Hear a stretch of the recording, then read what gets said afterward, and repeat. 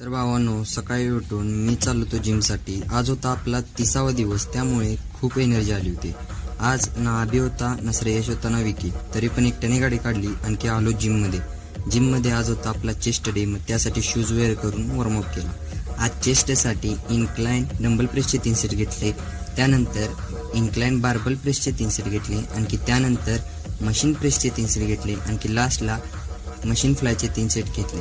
तर ट्रायसेप्ससाठी cable push डाऊनचे 3 set, आणखी cable overhead एक्सटेन्शनचे 3 set घेऊन वर्कआउट केला खतम. आजचा वर्कआउट हा इझिली जात होता हेवी वेटने, पण कसं काय त्याचं रिझन मला समजलं नाही. वर्कआउट करून झाल्यानंतर घरी आलो, फ्रेश होऊन ओट्स खाल्ले, आणखी त्यानंतर पप्पा जाणार होते ट्रिपसाठी. मग मामा वाटरवर येऊन थांबला होता, मग पप्पांना पेट नाक्यावरती ड्रॉप केलं. येता ATM-मधून पैसे काढले, आणखी घरी आलो.